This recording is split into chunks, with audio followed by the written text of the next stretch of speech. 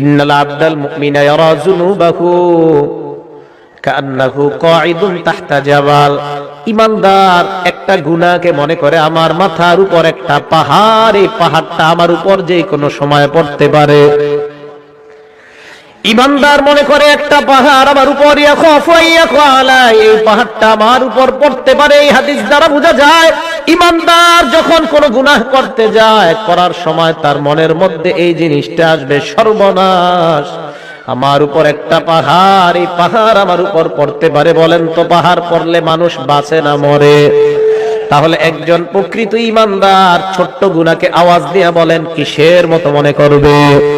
আপনাদের হাত পায়ে ধরে বলি, আজকে থেকে গুনাহ করার আগে কথাটা মনে রাখবেন, আমি একজন ঈমানদার, একটা গুনাহ আমার কাছে পাহাড়ের মতো মনে হওয়া দরকার। যদি দেখাইতে পারতাম, সিনাডা ফাইরা আপনাদেরকে দেখাইতে পারতাম কত কষ্ট নিয়ে কথাগুলা বলতেছে।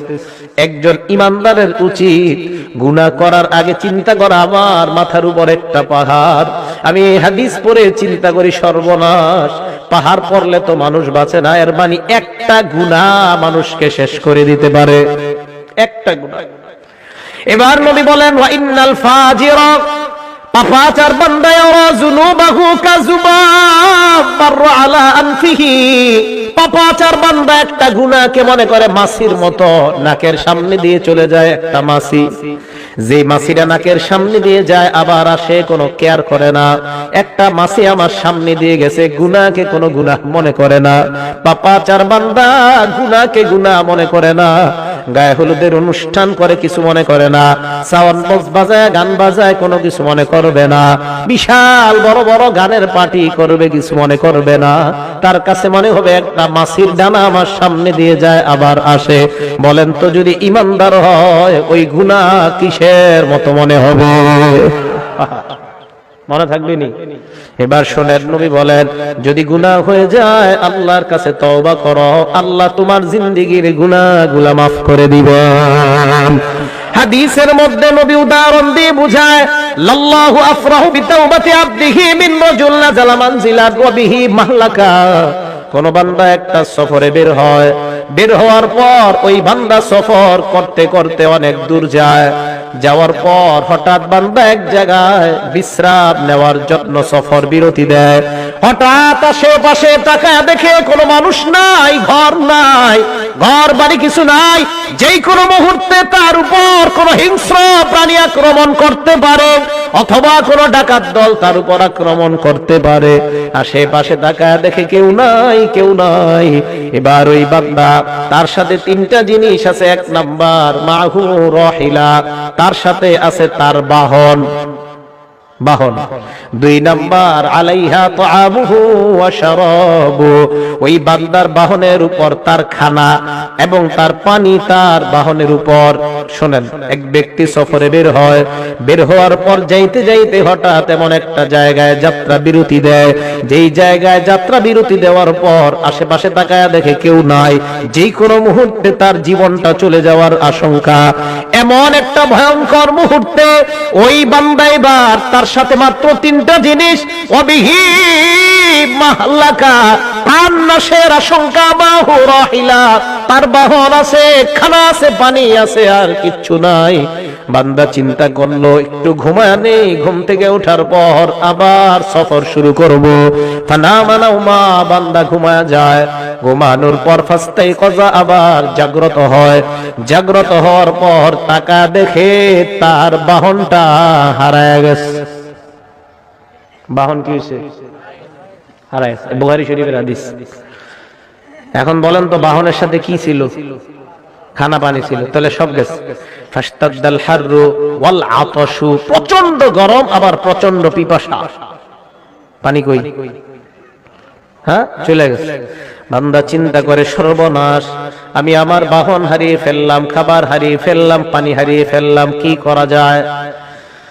বান্দা চিন্তা করে আবার যদি ঘরে ফিরে যাই সম্ভব না, যদি আমি আবার আমার গন্তব্যের দিকে রওনা হই তাও সম্ভব না, কারণ খানা পানি বাহন কিছুই নাই। এবার বান্দা আল্লাহর উপর ভরসা করে চিন্তা করে এই জায়গায় ঘুমায়া যাই, যেন ঘুমের মধ্যে আমার মরণ হয়ে যায়। পিছনেও যাবো না, সামনেও যাবো না। বান্দা ঘুমায়া যায়, শোনেন, বান্দা ঘুমায়া যায়, ফাস্তাইকাযা, ঘুম থেকে জাগ্রত হয়, হঠাৎ হওয়ার পর দেখে তার বাহন খানা পানি নিয়ে উপস্থিত হয়ে যায়। হাদিসটা বুঝছেন? হাদিসটা বুঝছেননি সবাই? কিছু কয় না, বুঝছেননি? আচ্ছা, এই যে বাহন আসলো, খানা আসলো, পানি আসলো, বান্দা যে হারাইলো, হারানোর পর আবার ফিরে পাইলো, কেমন খুশি? অনেক খুশি না? নবীজি বলেন এত খুশি হয় বিশিদ্দাতিল ফারহি, খুশির অতিশয্যে, গ্রাম্য বাংলায় কই খুশির ঠেলায়। কি কয়? খুশির ঠেলায় আল্লাহরে কয় আল্লাহুম্মা আনতা আব্দি ওয়া আনা রাব্বুকা, আল্লাহ আপনি আমার গোলাম, আমি আপনার রব। হ্যাঁ, আল্লাহরে কয়, মানে এ জানে না এর মুখ দিয়ে কি বাইরে হইছে কইতে পারে না। ঠিক আছে না কথাটা? আলে হাদিস ভাই থাকলে কেউ জবাব দেন, এই হাদিসের জবাব দেন। এই হাদিসের কি জবাব? বুখারী শরীফের হাদিস তো আসেনি এলাকায়। হ্যাঁ, আলে হাদিস ভাই আছে এলাকায়? যদি থাকে এই হাদিসের জবাব কি? যে হাদিসে যে বান্দা আল্লাহরে কইল আপনি আমার রব, আমি আপনার, আপনি আমার গোলাম, আপনি আমি আপনার রব, কি জবাব? বিপদে পড়ে যাবে না। আমি আলে হাদিস ভাইদের মহব্বত করি, এই হাদিসের জবাব কি? হাদিস না ফলো করেন সহিহ হাদিস, এই তো বুখারীর হাদিস, বুখারী শরীফের 6308 নম্বর হাদিস। কি জবাব?